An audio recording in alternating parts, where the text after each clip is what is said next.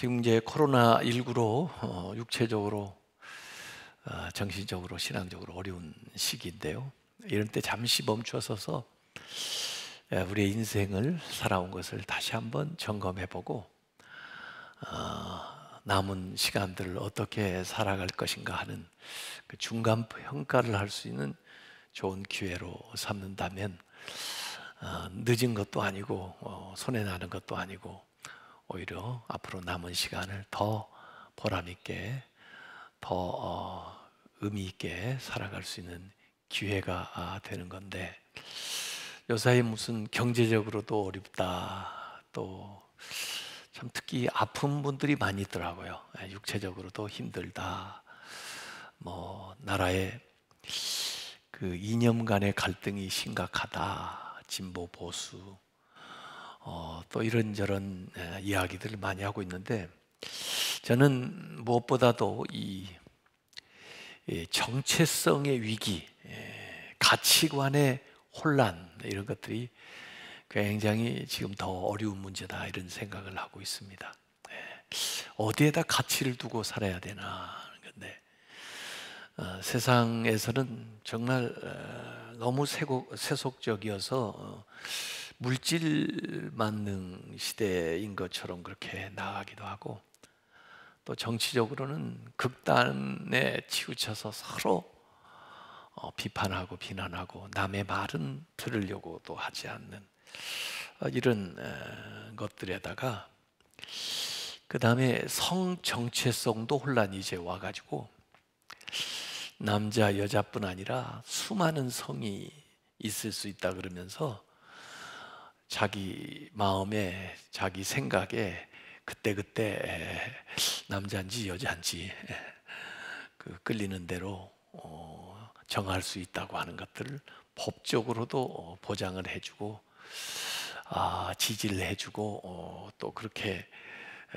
사람들에게 가르쳐야 된다 하는 이런 많은 혼란스러운 것들이 코로나19보다도 더 심각하게 우리에게 다가오고 있다는 것입니다.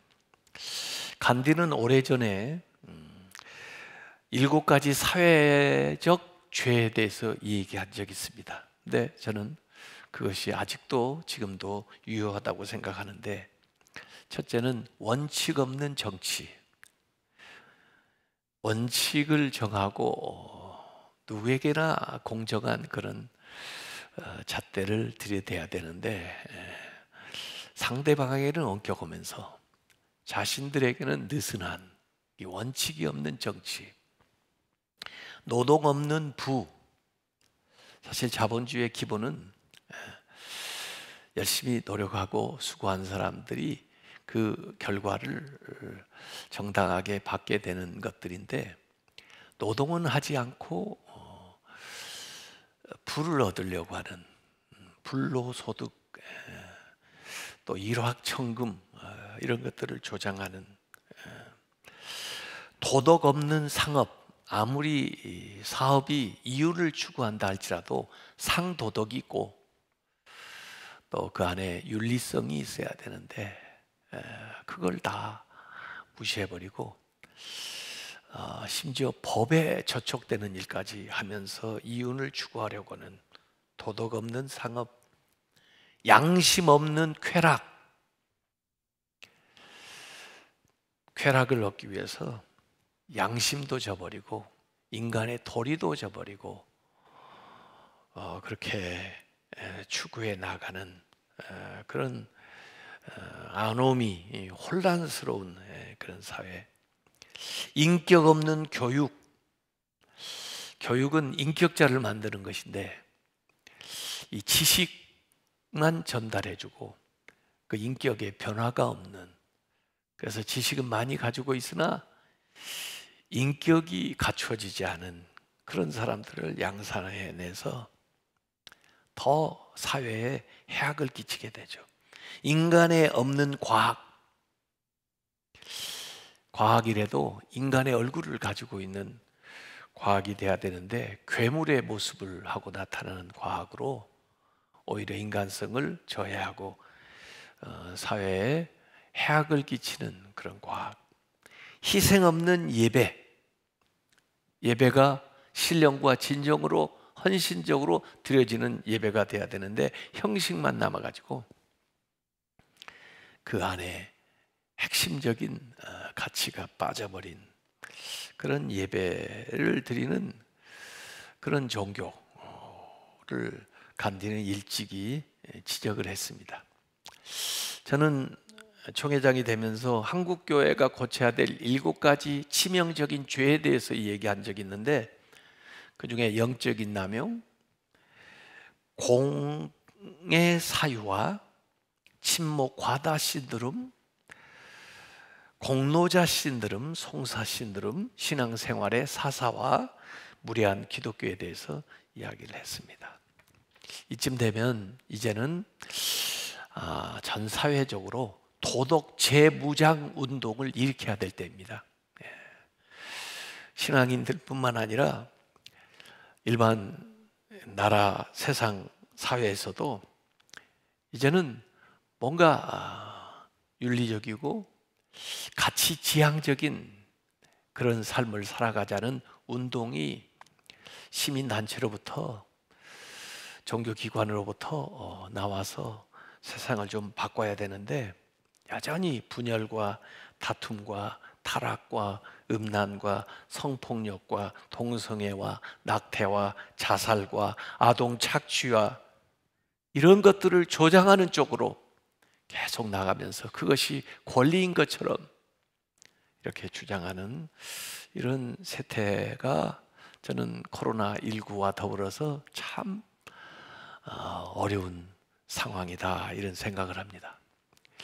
이런 때 우리가 심플 라이프 스타일, 검소한 생활, 어떤 면에서 보면 과거에 그 퓨리탄들, 청교도들이 생활하던 그 단순한 삶을 우리가 배우고 그렇게 정돈된 삶을 살아야 될 때가 아닌가 하는 그런 생각을 하는 거죠.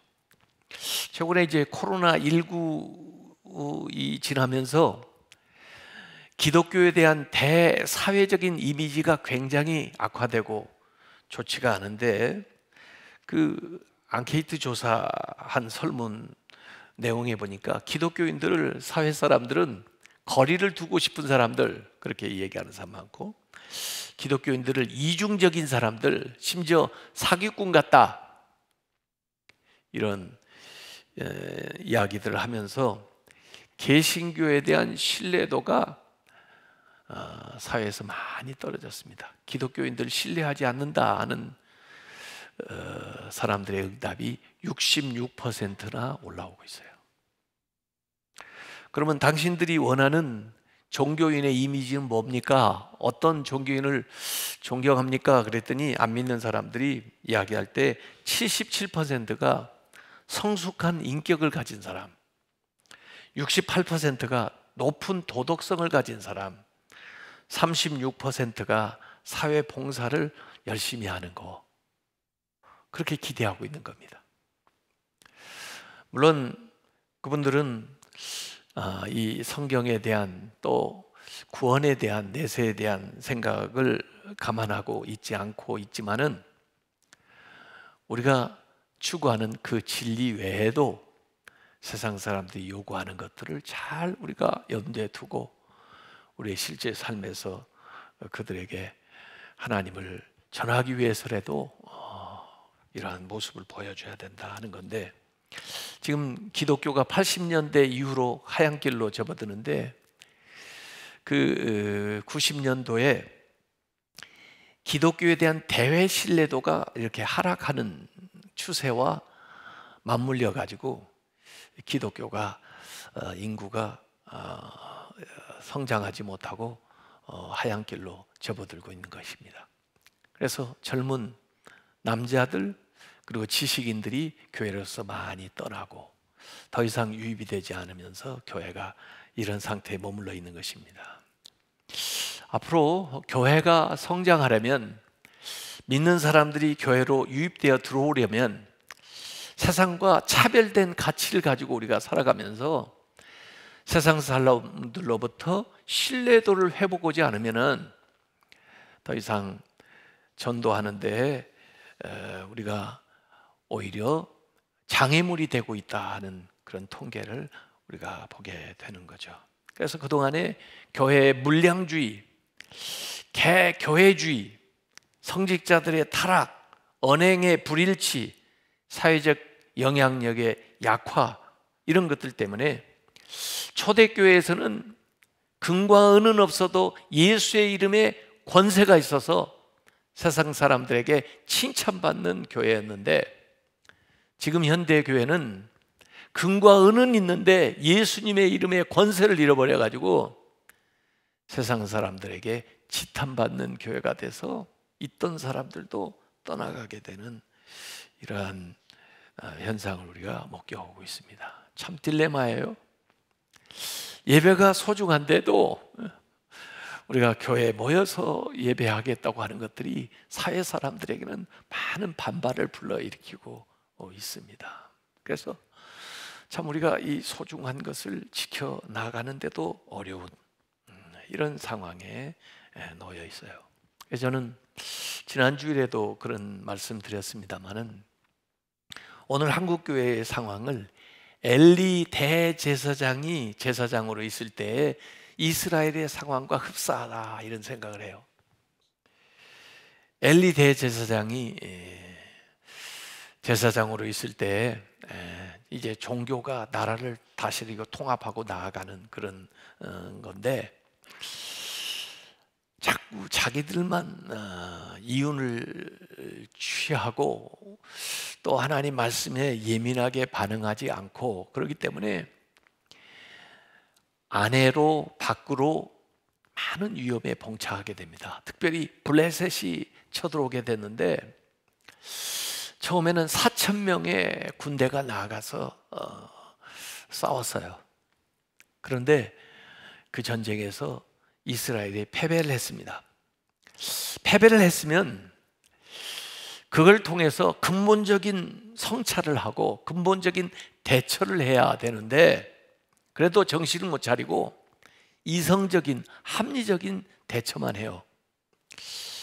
우리가 4,000명 군대가 적게 나가서 그런가 보다, 이번에는 3만 명을 보내보자. 3만 명을 모았어요. 그리고 그들만 보내지 않고 법궤를 메고 그 패역한 제사장 홈리와 비느하스가 그걸 메고 전장터에 나갔습니다. 그들은 아마 미신적으로 이 법궤에서 신통한 능력이 나와서 그들을 물리쳐 주리라 그렇게 생각을 했겠지만은, 이미 하나님의 영이 떠났기 때문에 법궤는 더 이상 하나님의 영광과 하나님의 임재를 드러내지를 못해요. 그래서 그 전쟁에서 3만 명이 죽고, 그 법궤도 빼앗기고, 그 홈리와 비느하스도 죽고, 그 소식을 들은 엘리도 자빠져서 죽고, 그 며느리가 아이를 해산해서 나면서 죽어가면서 그 아이의 이름을 지어줬는데, 그 이름이 이가봇입니다. 하나님의 영광이 이스라엘에서 떠났다. 그게 사무엘상 4장에 나오는 기사입니다. 어려움을 당했을 때 근본적인 대처를 해야 되는데, 신앙적인 대처를 해야 되는데, 영적인 각성이 일어나야 되는데, 항상 이성적인 합리적인 것만 살아서 대처하고 말하고 다투고 논쟁하는 것입니다.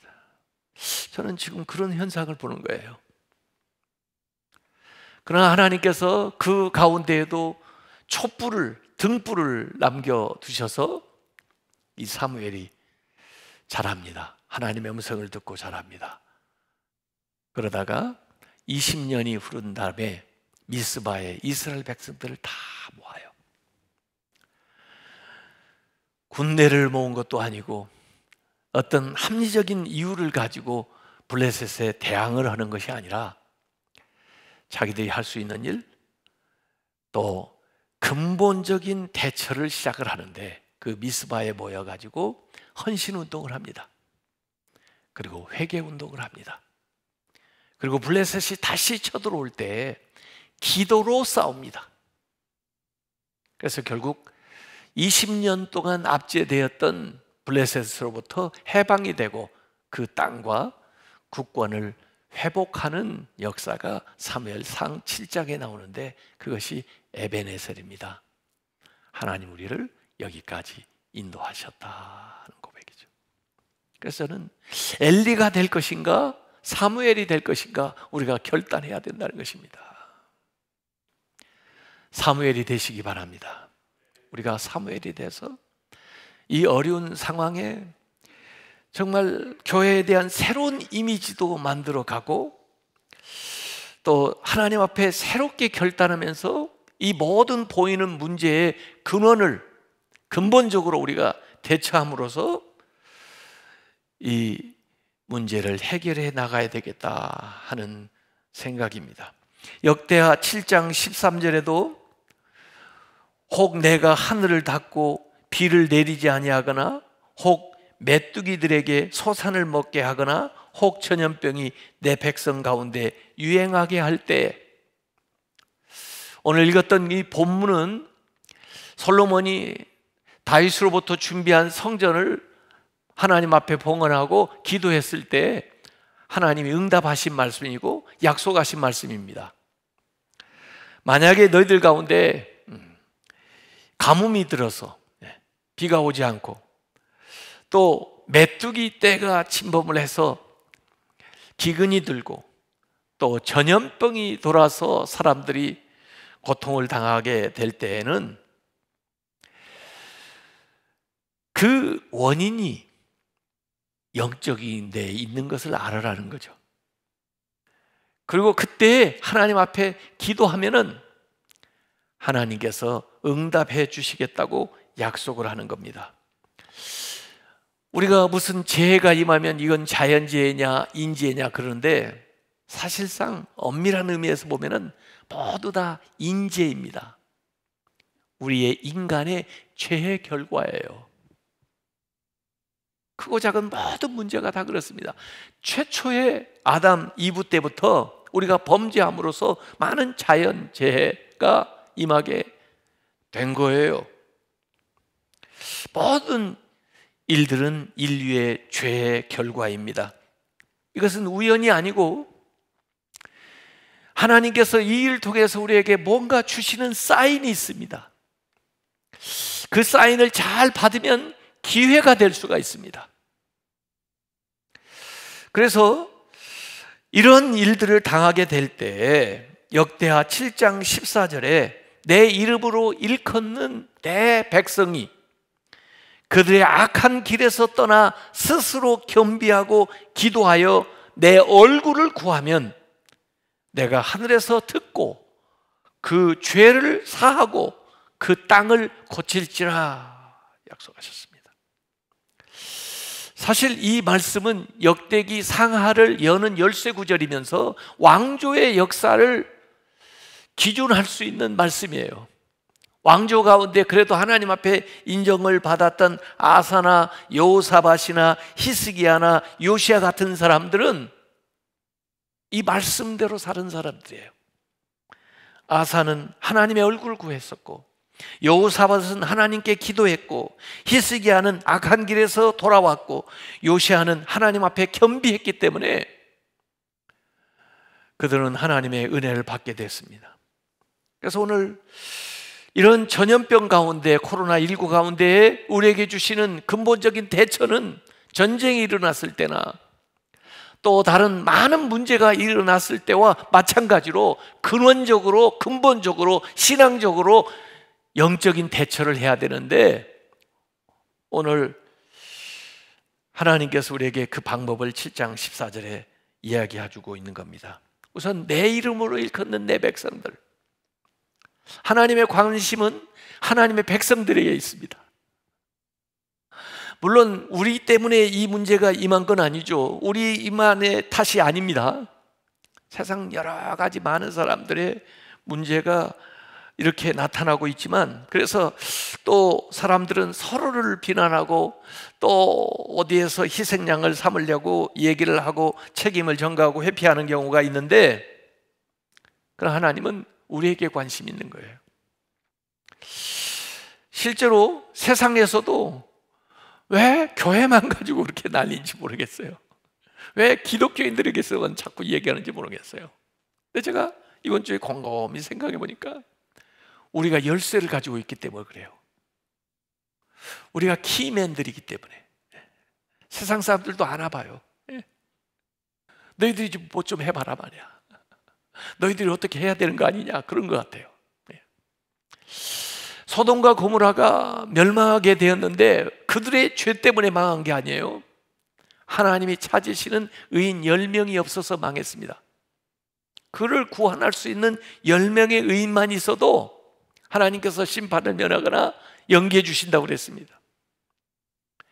우리가 세상 사람들보다 더 특별히 잘못한 건 없지만은, 그러나 우리 이 상황에 대해서 하나님께서 관심 갖고 있는 것은 내 이름으로 일컫는 내 백성이, 하나님의 백성들이 어떻게 하느냐를 보고 계시고 요구하고 계시다는 거예요.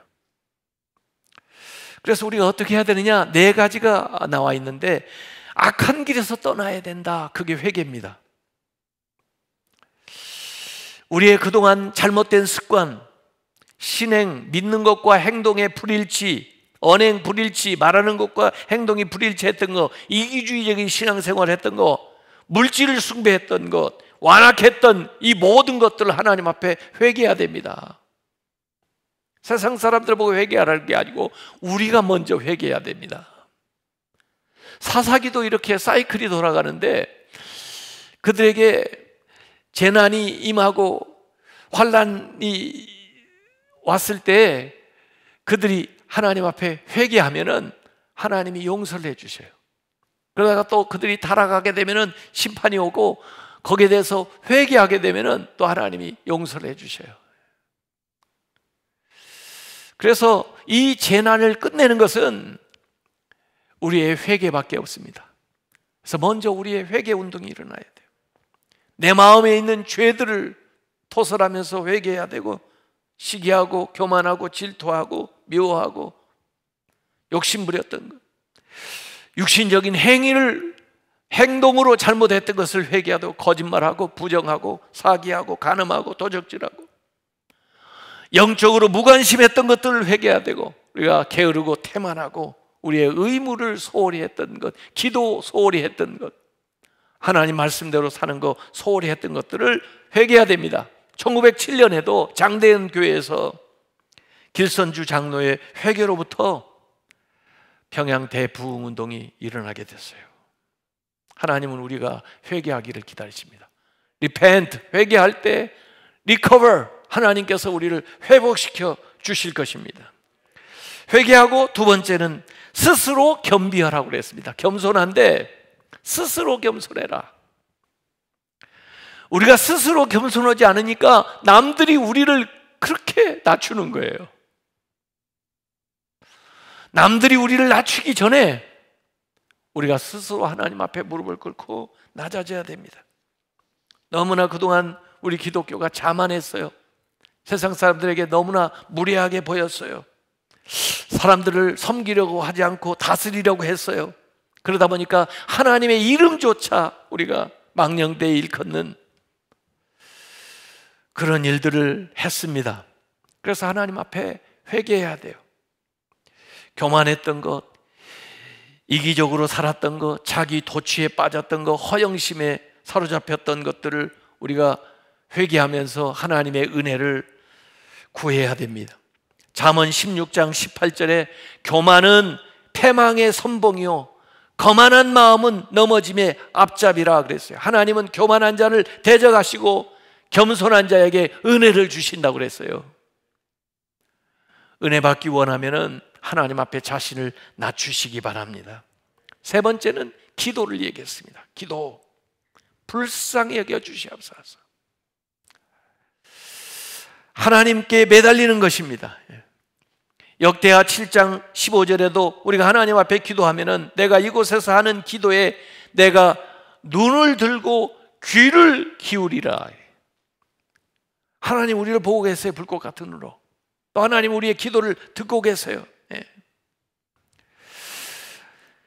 겸손한 사람은 기도하는 사람입니다. 교만한 사람은 기도하지 않습니다.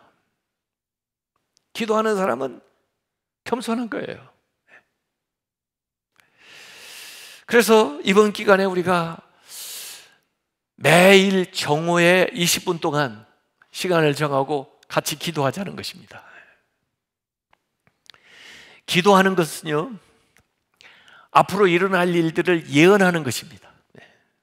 기도하는 중에 선포하는 거예요. 이 땅이 치유되기를 선포하는 거예요.